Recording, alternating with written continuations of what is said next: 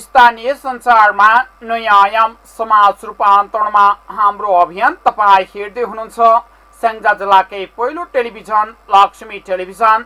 हामीलाई विश्वको जुनसुकै ठाउँबाट पनि www.lakshmitv.com लगइन गरेर अर्थात् नेट टिभी एप्सबाट पनि हेर्न अनि सुन्न सक्नुहुनेछ। समाचारमा स्वागत छ। म टीकाराम अधिकारी। प्रधानमन्त्री शेरबहादुर देउवाले नेपालमा कोरोनाको संक्रमण फैलन नदिन उच्च सतर्कता अपनाउन राज्यका निकायलाई निर्देशन दिनुभएको छ।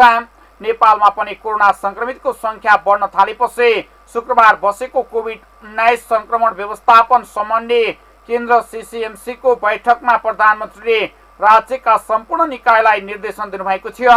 नागरिकको जीवन बचाउनु पहिलो प्राथमिकता हुन्छ। जीवन रक्षा गर्नका लागि आवश्यक हरेक प्रकारको तयारीमा रहनुहोस्। प्रधानमन्त्रीको निर्देशन उद्धृत गर्दै भूमि व्यवस्था सहकारी तथा गरिबी निर्माण मन्त्री शशि श्रेष्ठले जानकारी दिनुभएको छ। तयारीमा कुनै पनि कसर बाँकी नराख्नुहोस्। खोप सबैलाई उपलब्ध गराउनु पर्दछ। प्रधानमन्त्रीले स्कुल कलेजदेखि विभिन्न ठाउँमा खोप केन्द्र स्थापना गरेर खोप अभियान नै सञ्चालन गरेर स्वास्थ्य मन्त्रालयलाई निर्देशन समेत दिनुभएको छ। प्रधानमन्त्रीले स्वास्थ्य सामग्रीदेखि अन्य आवश्यक सामग्रीको पनि पूर्व तयारी गर्नुपर्ने बताउनु भएको छ भने बैठकमा संक्रमण रोकथाम तथा नियन्त्रणका लागि सीमा नाकाहरूलाई व्यवस्थित बनाउने पनि निर्णय भएको छ। बैठकमा स्वास्थ्य मन्त्रालयका सचिव डाक्टर रोशन पोखरेलले नेपालमा पछिल्लो समय कोरोना भाइरस संक्रमणको अवस्था र मन्त्रालयले गरिरहेको कामको बारेमा ब्रिफिङ गर्नुभएको थियो। नेपाली सेनाले पनि पछिल्लो अवस्थाका बारेमा बैठकमा जानकारी गराउनु भएको थियो। आजको बैठकमा कोभिडको बढ्दो दर कस्तो छ र विश्वमा कहाँ कहाँ ओमिक्रोन कसरी वृद्धि भइरहेको छ भन्ने लगायतका विषयमा छलफल भएको थियो भने नेपालमा पछिल्लो 24 घण्टामा गरिएको परीक्षणबाट शुक्रबार एकै दिन 968 जनामा कोरोना भाइरस संक्रमित भएको थियो भने शुक्रबार थपिएका संक्रमित मध्ये अधिकांश जसो भारतबाट नेपाल भित्रिएका व्यक्ति रहेको पनि भारतसँग सीमा जोडिएको क्षेत्रमा नाकामा कडाई गर्ने सरकारले तयारी समेत गर्दै आइरहेको छ।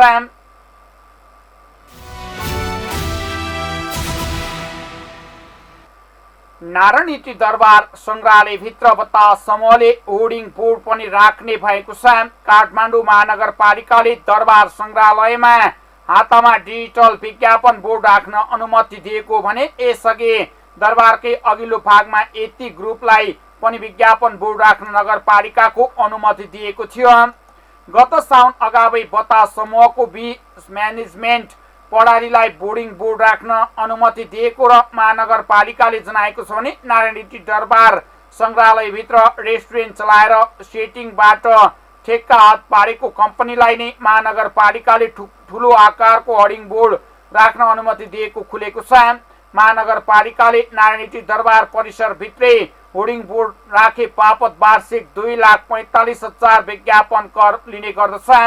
नारायणी परिसरमा अग्लो टावर बनाएर बोर्ड राख्न लगाएको उहाँले बताउनु भएको छ। कानुनले यसरी स्मारक क्षेत्रमा होर्डिङ बोर्ड राख्न निषेध गरेको छ। प्राचीन स्मारक संरक्षण ऐन 2013 ले सम्पादन क्षेत्र निरूपण गर्ने भएकाले विज्ञापन बोर्ड राख्न अनुमति नदिने गरी स्पष्ट व्यवस्था गरेको छ। ऐनमा पुरातात्विक वस्तुलाई नष्ट गरेमा, भत्काएमा, निरूपण गरेमा, चोरी गरेमा वा अनधिकृत रूपमा हटाएमा वा परिवर्तन गरेमा वा कुनै किसिमले हानि नोक्सानी गरेमा त्यस्तो पुरातात्विक वस्तुको बमोजिमको रकम असुल उपर गरी 5,000 रुपियाँदेखि 1 लाख रुपियाँसम्म जरिमाना वा 5 वर्षसम्म कैद वा दुवै सजाय हुने व्यवस्था रहेको छ। मेयर विद्यासुन्दर साके र तत्कालीन प्रमुख प्रशासकीय अधिकृत राजशुर ग्यावालीले नारायणीमा बोर्ड राख्ने अनुमति दिन दबाब दिएको स्रोतको दाबी रहेको छ।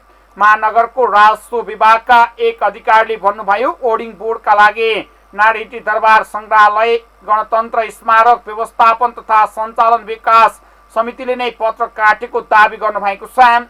दरबार क्षेत्रभित्र बोर्ड राख्न सकिँदैन भनेर हामीले अडान लिएका थियौं। ती अधिकारीले भन्नुभयो, म माथि यति दबाब आयो कि नदिई सुकै भएन। उहाँका अनुसार 350 वर्ग फिटको बोर्ड राख्ने गरी सम्झौता भएको हो। मेयर विद्यासुन्दर साके र तत्कालीन प्रमुख प्रशासकीय अधिकृत राजु गेवालीले राजनीतिमा बोर्ड राख्ने अनुमति दिन दबाब दिएको स्रोतले दावी गरेको छ।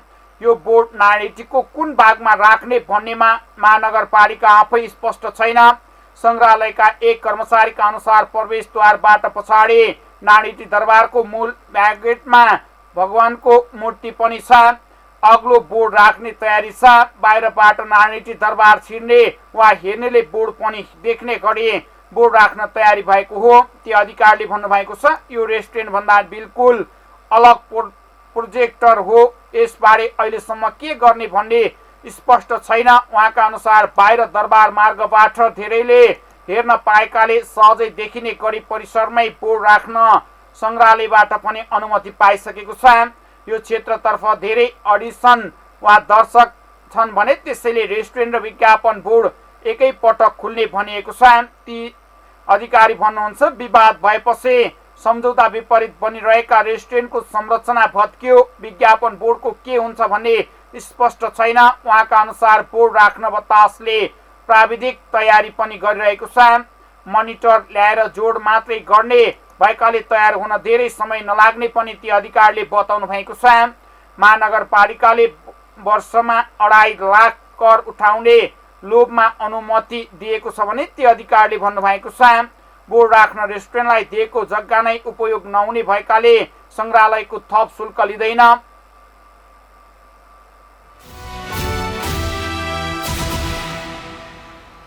माघ 12 गते राष्ट्रिय सभा निर्वाचनका लागि भोलि सोमबारदेखि निर्वाचन आचार संहिता लागू हुने भएको छ। आयोगले 26 पुसबाट आचार संहिता लागू गर्ने निर्णय गरेको हो। आयोगले निर्वाचन आचार संहिताको पूर्ण रूपमा पालना गर्न गराउन सरकारवालाहरूलाई निर्देशन समेत दिएको छ। आचार संहिताको पालना गर्नु सम्बन्धित सबैको कानुनी तथा नैतिक दायित्व भएको र उल्लङ्घन भएमा कानुनी कारबाही समेत हुने आयोगले जनाएको छ।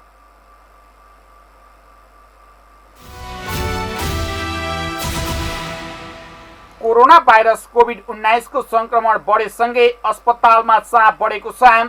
कोभिड-19 युनिफाइड केन्द्रीय अस्पतालका प्रमुख प्रशासकीय अधिकारी डाक्टर भूपेन्द्र कुमार बस्नेतका अनुसार वीरका साथै समन्वय गरेका उपत्यकाका 13 र प्रदेशका 7वटा अस्पतालमा बिरामीको संख्या बढेको छ।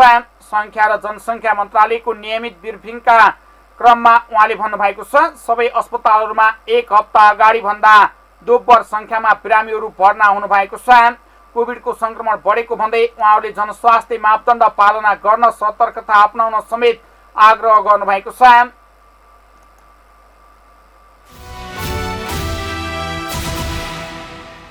स्याङ्जाको गल्याङ नगरपालिका वडा नम्बर 3 लल्याङ स्थित ज्ञान ज्योति आधारभूत विद्यालयको 32औं वार्षिक उत्सव तथा अभिभावक दिवस पुरस्कार वितरण कार्यक्रम सम्पन्न भएको छ।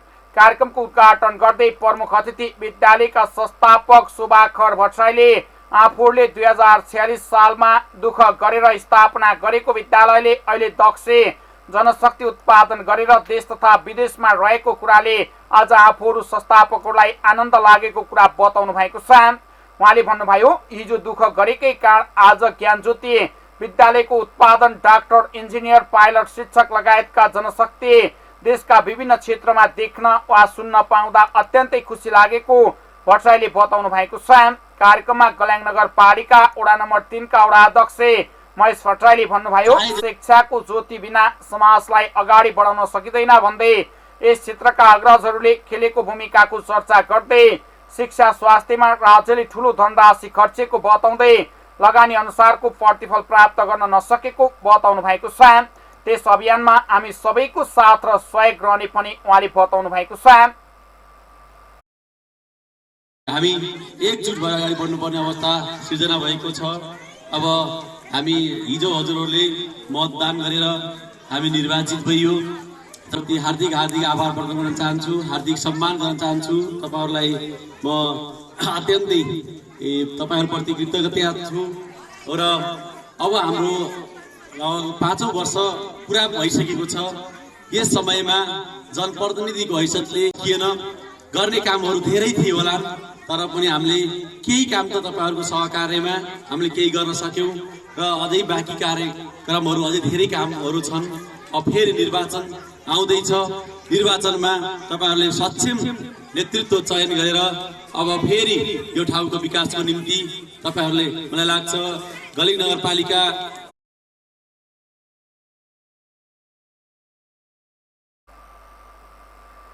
यो मुलुकलाई समृद्ध बनाउने हो भने हामी सबैले लगानी गर्नुपर्ने बताउँदै समयानुकूल व्यावहारिक शिक्षालाई मध्यनजर गरेर अगाडि बढेको र महिला मात्रै शिक्षिका भएको विद्यालय शैक्षिक गुणस्तरमा खेलेको भूमिका प्रशंसनीय रहेको बताउँदै शिक्षाले मात्रै मानव समुदायलाई अगाडि बढाउन टेवा पुग्ने कुरा बताउनु भएको थियो। ज्योति बिना यस क्षेत्रलाई उकास्न सकिँदैन भनेर जुन अग्रज हाम्रा दाजुहरू बुवाहरूले यो पवित्र कार्यमा एकरूपता देखाएर अगाडि बढ्नुभयो, यो विद्यालयको स्थापना गर्नुभयो। म सम्पूर्ण अग्रजहरूप्रति हार्दिक सम्मान व्यक्त गर्न चाहन्छु, संस्थापकहरूप्रति हार्दिक सम्मान व्यक्त गर्न चाहन्छु र तत्कालीन यो विद्यालय स्थापना गर्दा अत्यन्त महत्त्वपूर्ण भूमिका खेल्ने हाम्रो यस क्षेत्रका अभिभावक आदरणीय देवी दाईलाई पनि म सम्झन चाहन्छु। उहाँप्रति हार्दिक श्रद्धा सम्मान प्रकट गर्न शिक्षा र स्वास्थ्यलाई हामीले गराउन नसकेको हो कि भन्ने अनुभूति मैले पनि लिएको बुझेको छु, मलाई भएको छ। त्यस्तै आज हाम्रा साना बालबालिकालाई आज हामीले शिक्षामा लगानी गर्यौँ भने भोलि यस क्षेत्रमा सम्पूर्ण विकास निर्माणका कामदेखि लिएर हरेक काममा यिनै बालिकाको महत्त्वपूर्ण योगदान हुनेछ। कार्यक्रममा नेपाली कांग्रेस गल्याङ नगर समितिका सचिव कृष्ण प्रसाद भट्टराई, गल्याङ बहुमुखी क्याम्पसका प्राध्यापक टीकाराम अधिकारी, सहयोगी व्यक्तित्व भागीरथी नेउपाण्डे, भूतपूर्व विद्यार्थी तेज प्रसाद भट्टराई लगायतले शुभकामना मन्तव्य व्यक्त गर्नुभएको थियो। विद्यालयका प्रमुख सरस्वती भट्टराईले विद्यालयको शैक्षिक भौतिक तथा 37,459 रुपैयाँ बराबरको आय व्यय प्रस्तुत गर्नुभएको थियो भने उहाँले भन्नुभयो सामुदायिक विद्यालयलाई समयानुकूल बनाउने अभियानमा सबैको साथ र सहयोगले मात्रै हरेक ठाउँमा सफलता मिल्ने कुरामा जोड दिनुभएको थियो। कार्यक्रममा विभिन्न विधामा प्रथम, दोस्रो, तेस्रो सान्तवना हुने विद्यार्थीहरूलाई पुरस्कार वितरण गरिएको थियो भने विभिन्न सांस्कृतिक कार्यक्रम समेत आयोजना गरिएको थियो। विद्यालय व्यवस्थापन समितिका अध्यक्ष मनोज भट्टराईको अध्यक्षतामा भएको कार्यक्रमको स्वागत मन्तव्य शिक्षिका लक्ष्मी हरियाली र कार्यक्रमको सञ्चालन शिक्षिका राधा भट्टराईले गर्नुभएको थियो।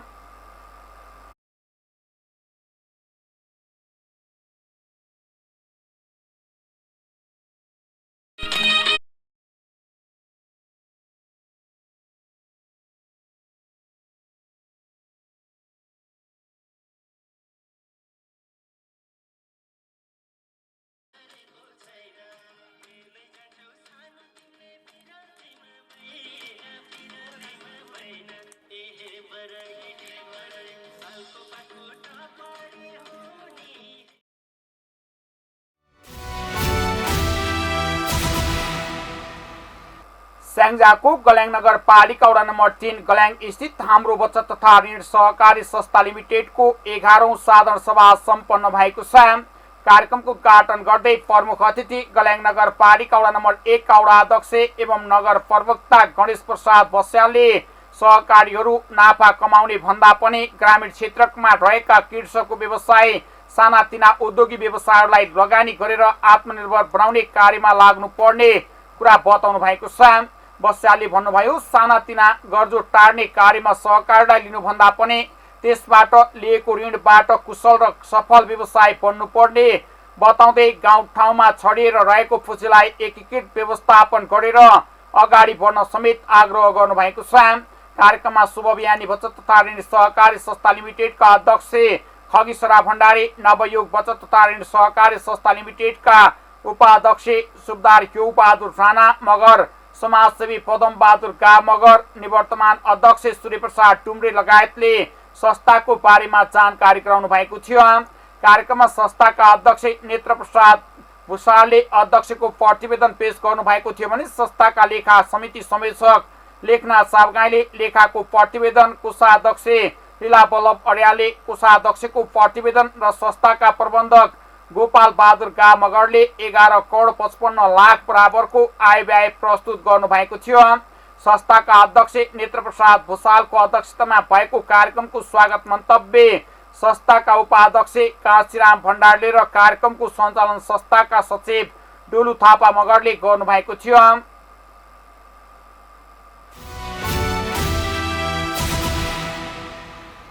स्याङ्जाको गल्याङ नगरपालिका वडा नम्बर 1 मालुङ्गा स्थित प्रभात बचत तथा ऋण सहकारी संस्था लिमिटेडको 10औं साधारण सभा शिवशक्ति आधारभूत विद्यालयमा सम्पन्न भएको छ।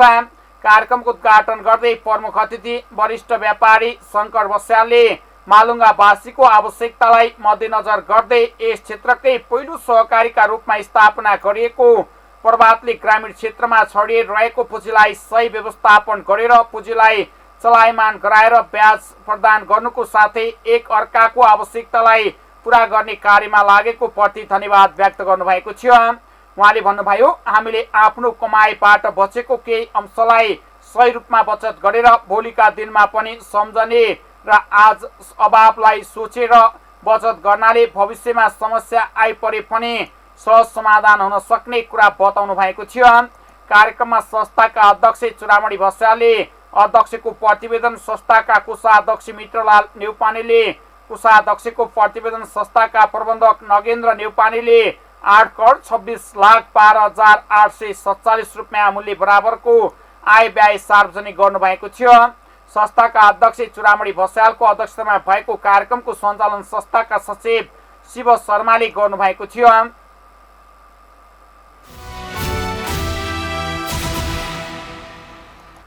पृथ्वी जयन्ती तथा राष्ट्रिय एकता दिवस समारोह समिति गठन गर्ने स्याङ्जाको गल्याङ नगरपालिकामा विभिन्न कार्यक्रमको आयोजना गरेर मनाउने कार्यक्रम रहेको आयोजकले एक कार्यक्रमका बीचमा जानकारी गराएको छ।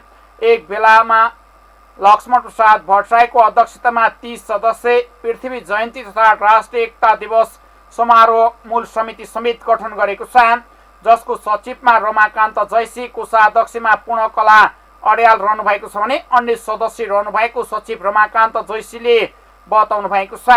पुस 27 गते केही राजनीतिक दलहरूले सार्वजनिक बिदा दिन सरकारसँग माग गर्नु भएको छ भने यता पनि पृथ्वी जयन्ती तथा राष्ट्रिय एकता दिवस समारोह समितिले गल्याङ नगरपालिका भित्र पनि सार्वजनिक बिदा दिन दिवसलाई सहयोग गर्न आग्रह गरेको बताएको छ। उक्त दिन गल्याङ बजारमा र्यालीको आयोजना गर्ने, भानुभक्त आचार्य माविमा कोट सभाको आयोजना गर्ने कार्यक्रम रहेको समितिका संयोजक लक्ष्मण प्रसाद भट्टराईले लक्ष्मी टेलिभिजनलाई जानकारी दिनुभएको छ। तपाईँ हेर्दै हुनुहुन्थ्यो लक्ष्मी टेलिभिजन। अर्को समाचारमा पुनः सुने बाचा गर्दै लाइभ भने समाचार युनिटबाट बिदा हुन चाहन्छौँ। तपाईँ भने हेर्दै गर्नुहोला लक्ष्मी टेलिभिजन। नमस्कार।